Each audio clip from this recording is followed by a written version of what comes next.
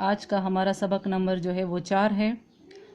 افسانہ ہے ہمارے پاس سجاد حیدر یلدرم کا مجھے میرے دوستوں سے بچاؤ۔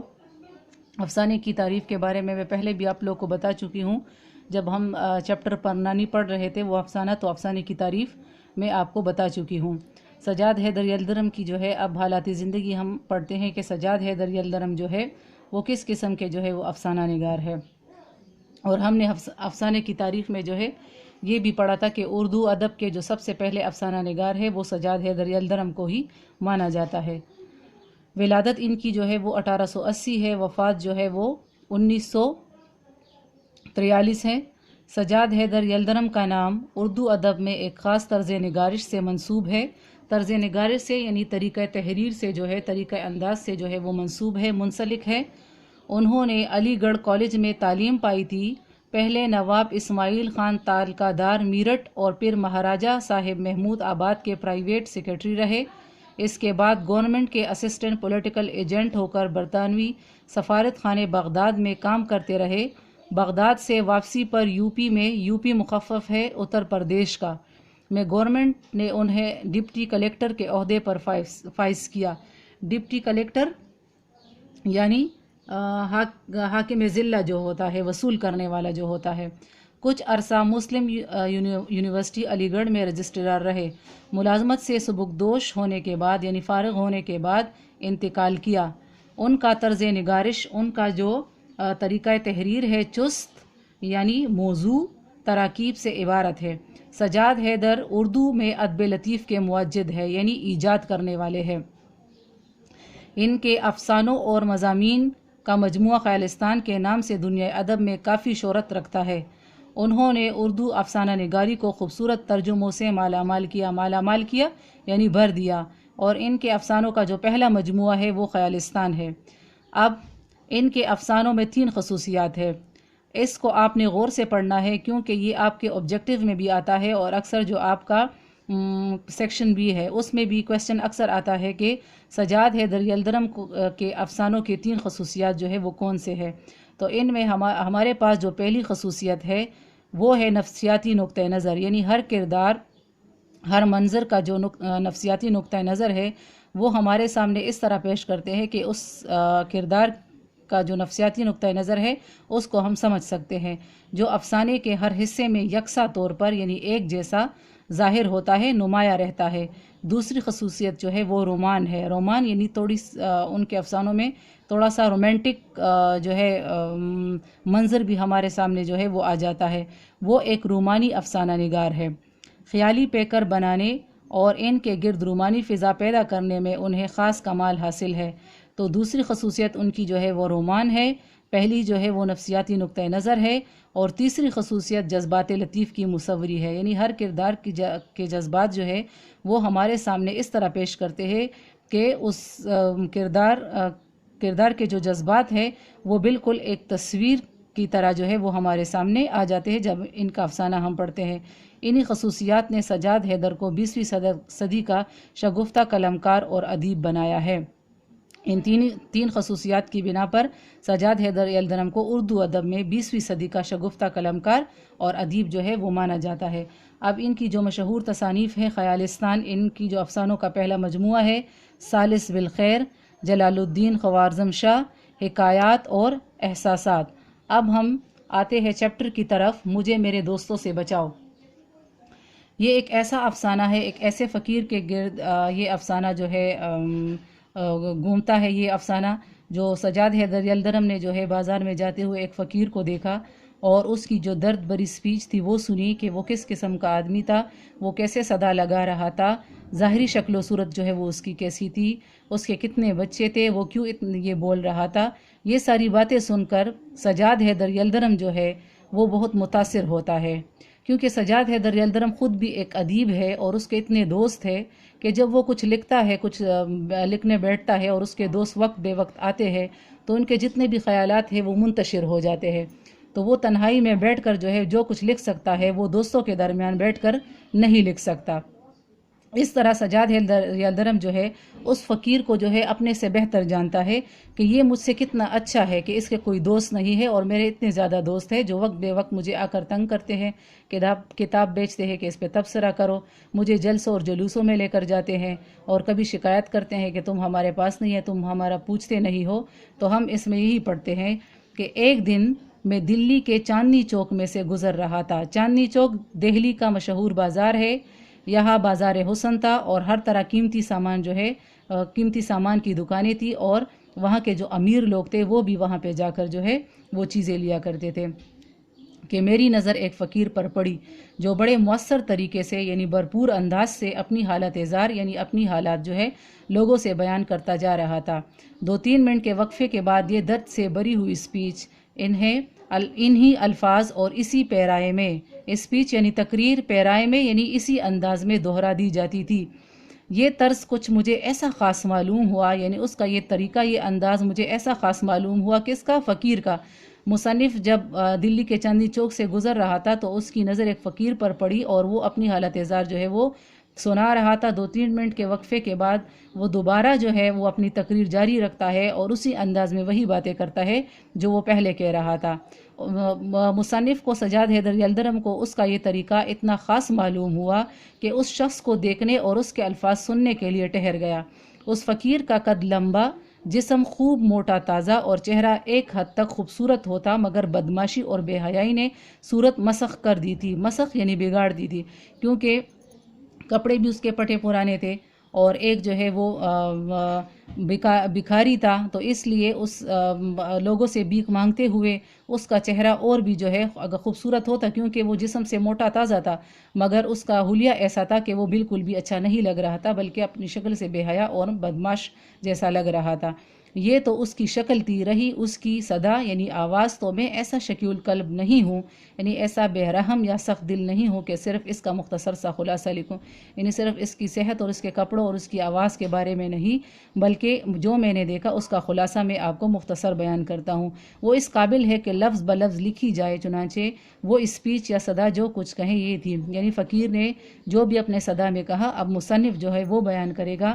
اے بھائی مسلمانوں، خدا کے لیے مجھ بد نصیب کا حال سنو، میں آفت کا مارا 7 بچوں کا باپ ہوں۔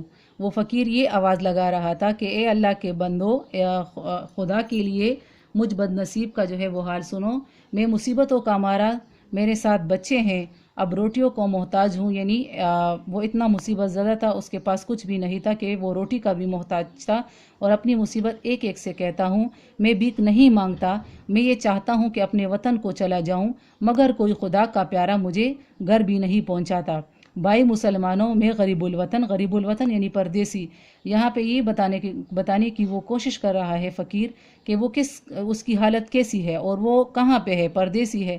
ضروری نہیں ہے کہ ایک بھکاری جو ہے وہ پردیسی ہی ہو، لوگوں سے پیسہ بٹورنے کے لیے وہ ایسے ہی تقاریر جو ہے وہ تیار کرتے ہیں اور خود اپنی طرف متوجہ کرنے کے لیے ایسی ہمدردی جو ہے لوگوں سے وہ بٹورتے ہیں تاکہ لوگ ان کو جو ہے وہ کچھ دے۔ صفحہ نمبر 29 پہ ہے، میرا کوئی دوست نہیں، ہائے میرا کوئی دوست نہیں، اے خدا کے بندو میری سنو، میں غریب الوطن ہوں، یعنی میرا کوئی دوست نہیں ہے جو میری مدد کرے، میں غریب الوطن ہوں، یعنی میں پردیس ہوں، مجھے کوئی کچھ دے کہ میں اپنے گھر کو چلا جاؤں۔ فقیر تو یہ کہتا ہوا اور جن پر اس کے قصے کا اثر ہوا ان کی خیرات لیتا ہوا آگے بڑھ گیا، لیکن میرے دل میں چند خیالات پیدا ہوئے اور میں نے اپنی حالت کا مقابلہ اس سے کیا، اور مجھے خود تعجب ہوا یعنی حیرانی ہوئی کہ اکثر امور میں یعنی اکثر کاموں میں، اکثر باتوں میں میں نے اس کو اپنے سے اچھا پایا۔ یہ صحیح ہے کہ میں کام کرتا ہوں اور وہ مفت خوری سے دن گزارتا ہے، یعنی مفت کما کر وہ کھاتا ہے، نیز یہ کہ میں نے تعلیم پائی ہے وہ جاہل ہے، میں اچھے لباس میں رہتا ہوں وہ پٹے کپڑے پہنتا ہے، بس یہاں تک میں اس سے بہتر ہوں۔ یہاں پہ اس نے اپنا اور فقیر کا موازنہ کیا ہے کہ کن حالات میں جو ہے وہ مجھ سے بہتر ہے اور کن حالات میں وہ مجھ سے بہتر نہیں ہے۔ جن حالات میں وہ مصنف سے بہتر نہیں ہے وہ ان کے اچھے کپڑے ہیں، جو ہے وہ کمانے کا ذریعہ جو ہے اس کا مفت خوری وہ کرتا ہے، اور مصنف جو ہے وہ تعلیم یافتہ ہے، وہ جاہل ہے۔ اس کے علاوہ جو ہے آگے بڑھ کر اس کی حالت مجھ سے بدرجہ اچھی ہے، یعنی بدرجہ کئی درجے کی اچھی ہے، اس کی صحت پر مجھے رشک کرنا چاہیے، یعنی اس پر فخر کرنی مجھے چاہیے۔ میں رات دن فکر میں گزارتا ہوں، اور وہ ایسے اطمینان سے بسر کرتا ہے کہ باوجود بسورنے کے یعنی چہرے پر رونے کے آثار اور رونی صورت بنانے کے اس کے چہرے سے بشاشت نمایاں تھی۔ یعنی اس نے اپنا چہرہ ایسے بنایا ہوا تھا، جب وہ لوگوں سے بھیک مانگ رہا تھا یا وہ جو درد بری صدا سنا رہا تھا، اس نے اپنا چہرہ بھی بگاڑ لیا تھا، ایسے وہ صدا لگا رہا تھا جیسے وہ رو رہا ہو، مگر اس کے باوجود پر اس کے چہرے سے جو ہے وہ تر و تازگی یعنی بشاشت تر و تازگی جو ہے وہ نمایاں تھی، نظر آ رہی تھی۔ بڑی دیر تک میں غور کرتا رہا کہ اس کی یہ قابل رشک حالت کس وجہ سے ہے۔ جب میں نے دیکھا کہ اس کی یہ اتنی اچھی حالت کس وجہ سے ہے، اور آخرکار میں اس بظاہر عجیب نتیجے پر پہنچا۔ یعنی آپ لوگ بھی پڑھ کر یہ سوچیں گے کہ میں عجیب نتیجے پر کس طرح پہنچا کہ جسے وہ مصیبت خیال کرتا ہے وہی اس کے حق میں نعمت ہے۔ یعنی وہ جو اپنے حق میں یہ خیال کرتا ہے کہ میرا کوئی دوست نہیں ہے، اس سے مراد یہ ہے، تو وہی اس کے حق میں نعمت ہے۔ وہ حسرت سے کہتا ہے کہ میرا کوئی دوست نہیں، میں حسرت سے کہتا ہوں میرے اتنے دوست ہیں، اس کا کوئی دوست نہیں۔ اگر یہ سچ ہے تو اسے مبارکباد دینی چاہیے۔ یہاں پر مصنف نے اس کے دوست نہ ہونے پر اس کو جو ہے اپنے سے بہتر جانا ہے، اور مصنف کے اتنے دوست ہیں، حالانکہ وہ دوستوں سے تنگ آ گیا ہے، مگر وہ کہتا ہے کہ میں ایسے شخص کو مبارکباد دینی چاہوں گی کہ اس کے دوست نہیں ہے۔ میں اپنے دل میں یہ باتیں کرتا ہوا مکان پر آیا، کیسا خوش قسمت آدمی ہے، کہتا ہے میرا کوئی دوست نہیں، اے خوش نصیب شخص، یہی تو مجھ سے بڑھ گیا۔ لیکن کیا اس کا یہ قول صحیح بھی ہے؟ یہاں پہ مصنف جب گھر آتا ہے تو اسی کے بارے میں سوچتا ہے، اس فقیر کے بارے میں، کہ واقعی اس کا کوئی دوست نہیں ہے، وہ اتنا خوش نصیب شخص ہے، اور یہ بھی کہتا ہے کہ یہی تو مجھ سے آگے بڑھ گیا ہے کہ تیرا کوئی بھی نہیں ہے۔ مگر پھر وہ یہ بھی کہتا ہے کہ آیا فقیر جو یہ کہہ رہا ہے وہ سارا صحیح بھی کہہ رہا ہے، یا جھوٹ موٹ کا قصہ بنا کر لوگوں سے پیسہ بٹورنے کے لیے وہ ایسا کہہ رہا ہے؟ یعنی کیا اصل میں اس کا کوئی دوست نہیں جو میرے دوستوں کی طرح اسے دن بھر میں 5 منٹ کی بھی فرصت نہ دے؟ میں ایک مضمون لکھنے جا رہا ہوں، مگر خبر نہیں مجھے ذرا سا بھی وقت ایسا ملے گا کہ میں تخلیہ میں تنہائی میں اپنے خیالات جمع کر سکوں اور انہیں اطمینان سے قلم بند کر سکوں۔ یعنی مصنف کہتے ہیں کہ مجھے پتہ ہے کہ اگر میں کوئی مضمون لکھوں گا، مگر مجھے اس کا پتہ نہیں ہے کہ اگر میں وہ مضمون لکھنے جا رہا ہوں تو کیا میرا کوئی دوست جو ہے وہ دھمکے گا، اور مجھے تنہائی میں جو ہے بیٹھنے کا جو ہے وہ موقع ملے اور میں خیالات جمع کر سکوں، یا اس کو جو ہے اطمینان کے ساتھ تحریر کر سکوں، قلم بند کرنا، لکھنا، تحریر کرنا، یا جو اسپیچ یعنی تقریر مجھے کل دینی ہے اسے سوچ سکوں۔ کیا یہ فقیر دن دہاڑے اپنا روپیہ لے جا سکتا ہے اور اس کا کوئی دوست راستے میں نہ ملے گا، اور وہ یہ نہ کہے گا بھائی جان دیکھو پرانی دوستی کا واسطہ دیتا ہوں، مجھے اس وقت ضرورت ہے، تھوڑا سا روپیہ قرض دو؟ کیا اس کے احباب یعنی دوست جو ہے، احباب حبیب کی جمع ہے، دوست کو کہتے ہیں، وقت بے وقت اسے دعوتوں اور جلسوں میں کھینچ کر نہیں لے جاتے؟ کیا کبھی ایسا نہیں ہوتا کہ اسے نیند کے جھونکے آ رہے ہوں، مگر یار دوستوں کا مجمع ہے، یعنی بھیڑ لگی ہوئی ہے، جو قصے پر قصہ اور لطیفے پر لطیفہ کہہ رہا ہے، مگر اٹھنے کا نام نہیں لیتے؟ کیا اسے دوستوں کے خطوں کا جواب نہیں دینا پڑتا؟ کیا اس کے پیارے دوست کی تصنیف کی ہوئی کتاب نہیں جو اسے خواہ مخواہ پڑھنی پڑے اور ریویو یعنی تبصرہ لکھنا پڑے؟ کیا اسے احباب کی وجہ سے شور مچانا اور ہو حق کرنا یعنی ہاں میں ہاں ملانا نہیں کرنا پڑتا؟ کیا دوستوں کے ہاں ملاقات کو اسے جانا نہیں پڑتا، اور اگر نہ جائے تو کوئی شکایت نہیں کرتا؟ اگر ان باتوں سے وہ آزاد ہے تو کوئی تعجب نہیں، حیرانی کی بات نہیں کہ وہ ہٹا کٹا ہے اور میں نحیف و نزار ہوں، یعنی نحیف و نزار کمزور ہوں۔ یا اللہ، کیا وہ اس پر بھی شکر نہیں کرتا؟ خدا جانے وہ اور کون سی نعمت چاہتا ہے۔ تو اس پیراگراف میں بھی مصنف نے یہی بتایا ہے کہ اس کے ایسے دوست نہیں ہے جو وقت بے وقت اس کو آ کر جو ہے وہ تنگ کرے، یا اس کے پاس کوئی کتاب بھیجے کہ اس پہ کوئی تبصرہ کرو، یا ان کے ہاں میں ہاں ملانا ہے، یا ان کے ہاں جا کے جو ہے ان کی خیریت پوچھنی ہے، یا ان سے جو ہے وہ پیسے جو ہے قرض مانگنا ہے۔ تو یہاں پہ مصنف کہتا ہے کہ اور وہ اللہ سے کون سی نعمت چاہتا ہے، حالانکہ اس کو تو نعمت مل گئی ہے کہ اس کا کوئی بھی نہیں ہے اور نہ اس کا کوئی دوست ہے۔ لوگ کہیں گے اس شخص کے کیسے بیہودہ خیالات ہیں۔ مصنف اپنے بارے میں کہہ رہا ہے کہ لوگ کیا کہیں گے کہ میرے ایسے گھٹیا خیالات ہیں، بغیر دوستوں کے زندگی دو بر ہو جاتی ہے، یعنی مشکل ہو جاتی ہے، اور یہ ان سے بھاگتا ہے، مگر میں دوستوں کو برا نہیں کہتا۔ میں جانتا ہوں کہ وہ مجھے خوش کرنے کے لیے میرے پاس آتے ہیں اور میرے خیر طلب ہیں، یعنی میری اچھی خیر چاہتے ہیں، مگر عملی نتیجہ یہ ہے کہ احباب کا ارادہ ہوتا ہے مجھے فائدہ پہنچانے کا، اور ہو جاتا ہے مجھے نقصان۔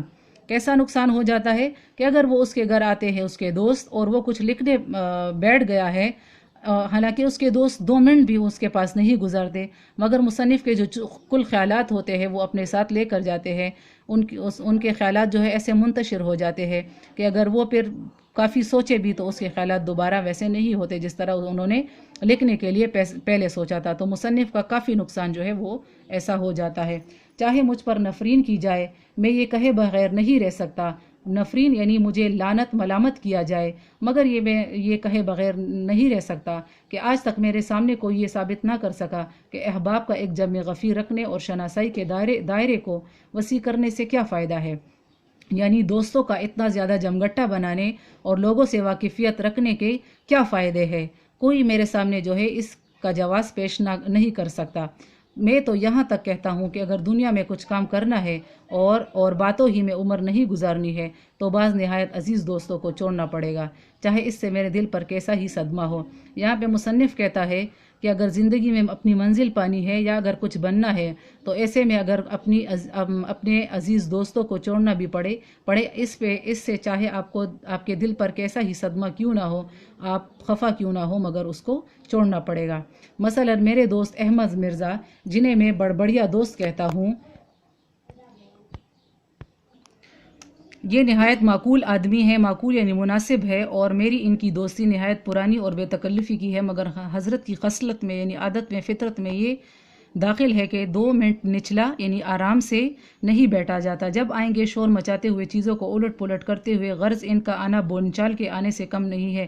بونچال یعنی زلزلہ، یعنی یہاں پہ بونچال کا لفظ جو ہے وہ اس نے اپنے دوست کے لیے بطور تشبیہ استعمال کیا ہے کہ ان کا آنا کسی زلزلے سے کم نہیں ہے. یعنی اس کے دوست ایسے آتے ہیں جیسے کوئی زلزلہ آیا ہو.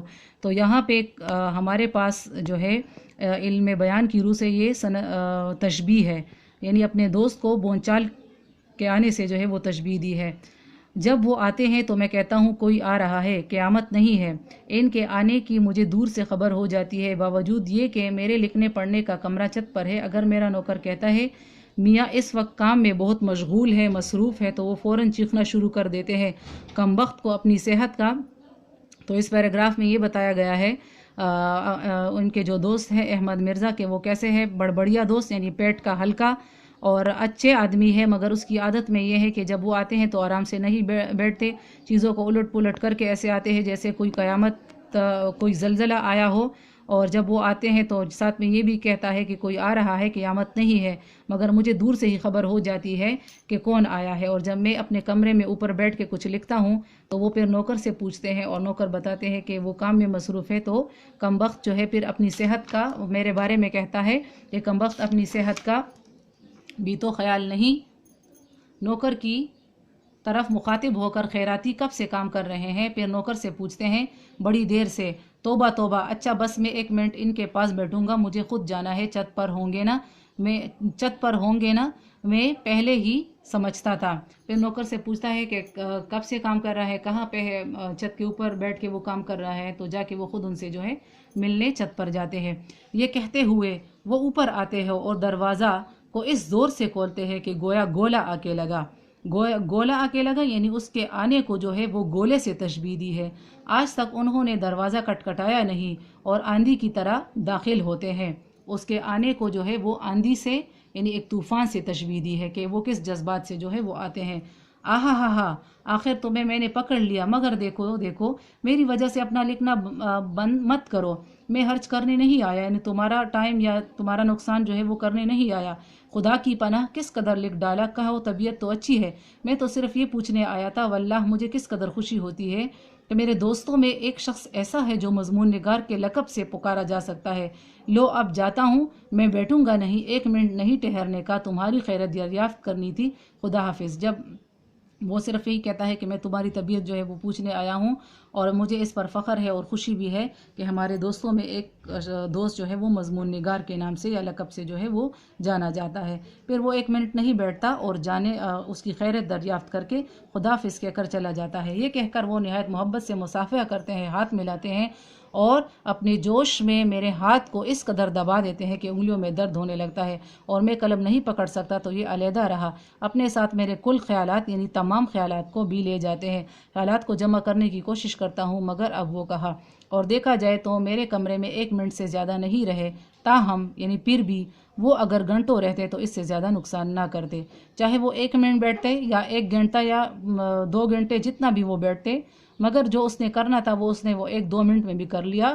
اور مصنف کے وہ جو سجاد حیدر یلدرم ہے، اس کے تمام خیالات جو ہے اس نے منتشر کر لیے، اس نے جتنا نقصان کرنا تھا وہ اس نے کر لیا۔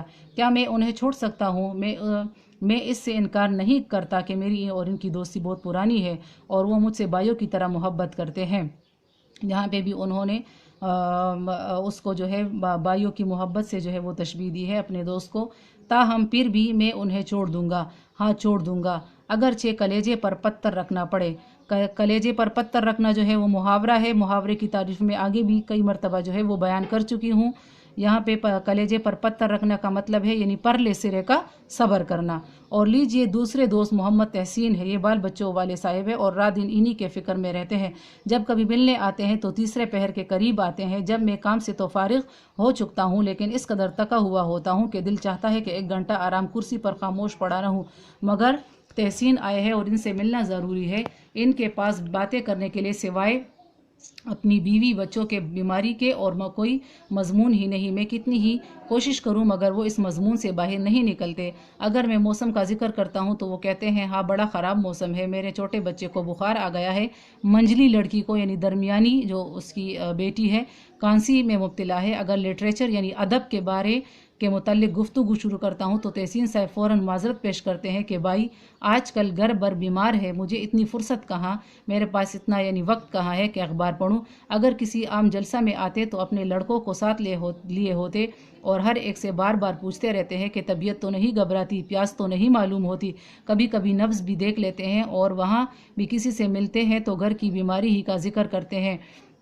تو دوسرے دوست بھی اس قسم کے ہیں کہ وہ صرف اپنے گھر ہی کا رونا روتے ہیں اور اپنے بال بچوں اور بیوی کے بارے میں ہی اکثر جو ہے وہ بات چیت کرتے ہیں۔ اگر مصنف اس سے ادب کے حوالے سے کوئی گفتگو کرتا ہے تو وہ اس کی بات کو جو ہے وہ ٹال دیتا ہے، اور اگر کہیں پہ جاتے بھی ہے تو بھی اپنے بچوں کو اپنے ساتھ لے کر جاتے ہیں۔ سجاد حیدر یلدرم کا یہ افسانہ ان کی جو افسانوں کا مجموعہ ہے خیالستان، اس سے یہ لیا گیا ہے۔ اب اس چیپٹر میں جو ہے مصنف کا مرکزی خیال جو ہے وہ کیا ہے، مرکزی خیال اس کا وہ کیا بیان کرتے ہیں؟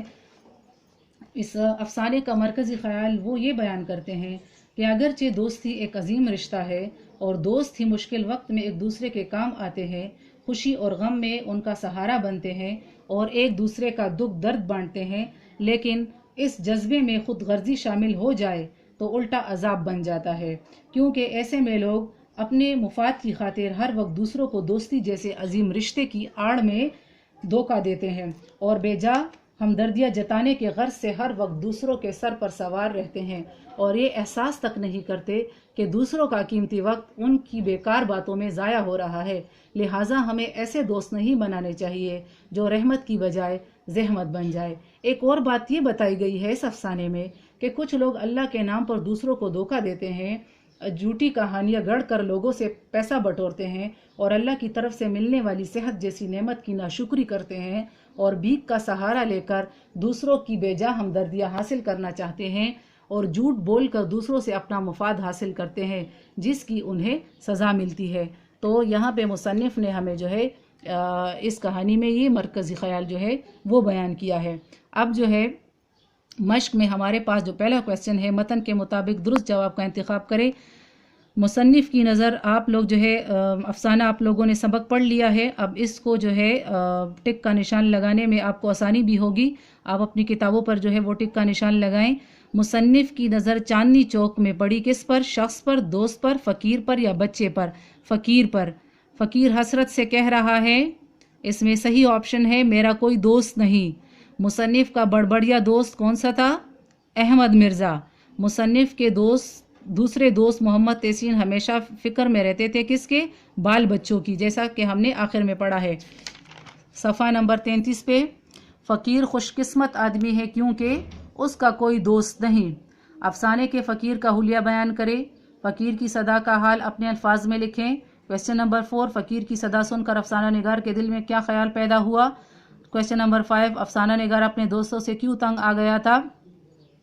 یہ جتنے بھی اس پورے چیپٹر کا جو مشق ہے اس کے نوٹس جو ہے وہ آپ کو جو ہے وہ اسکول سے ملیں گے۔ درج ذیل الفاظ سے مذکر مؤنث بولے جانے والے الفاظ الگ الگ کر کے جو ہے وہ لکھے۔ پہلا لفظ ہے ہمارے پاس صدا، کہ آیا صدا ہمارے پاس جو ہے وہ مؤنث ہے کہ مذکر؟ تو صدا ہمارے پاس مؤنث ہے۔ کس طرح اس کی پہچان ہم کریں گے؟ جیسے میں ایک جملہ بولتی ہوں، فقیر نے گلی میں صدا لگائی، تو لگائی جو ہے اگر یہ لگایا ہوتا تو پھر یہ مذکر ہوتا، مگر یہ لگائی ہے تو صدا ہمارے پاس مؤنث ہے۔ پھر دوسرا لفظ ہے ہمارے پاس حالت، حالت بھی ہمارے پاس مؤنث ہے۔ کس طرح؟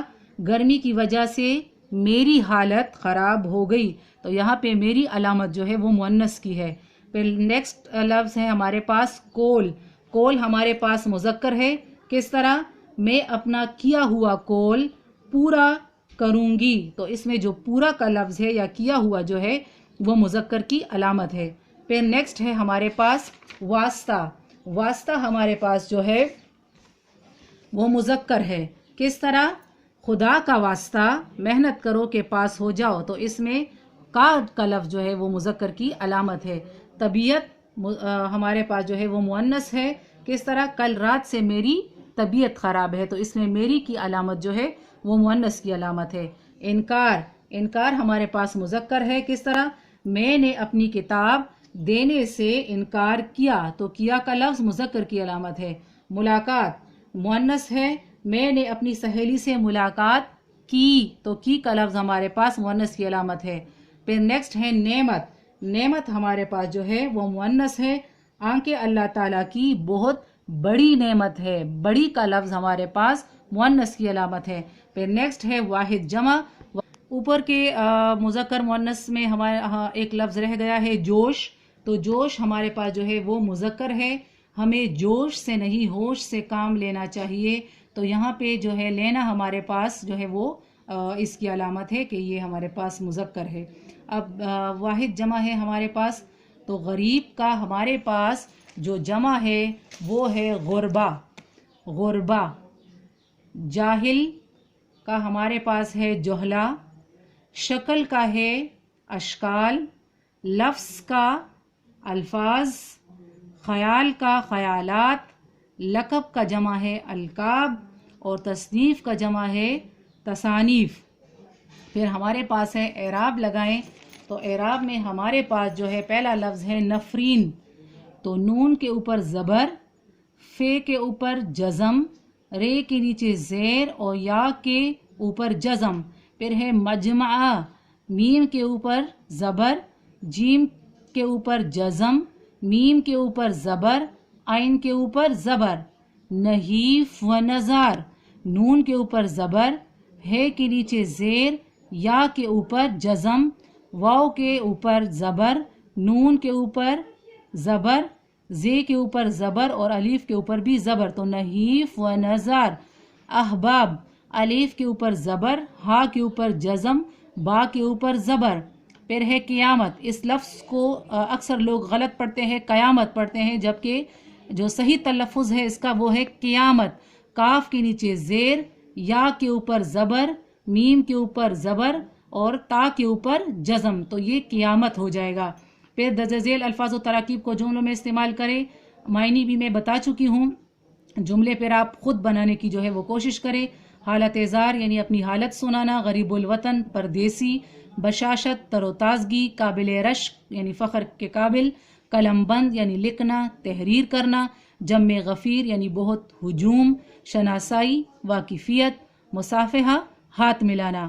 نیکسٹ ہے ہمارے پاس غلط فقرات کو درست کر کے لکھے۔ یہ سنگ مرمر کا پتھر ہے، تو صحیح جملہ ہے یہ سنگ مرمر ہے۔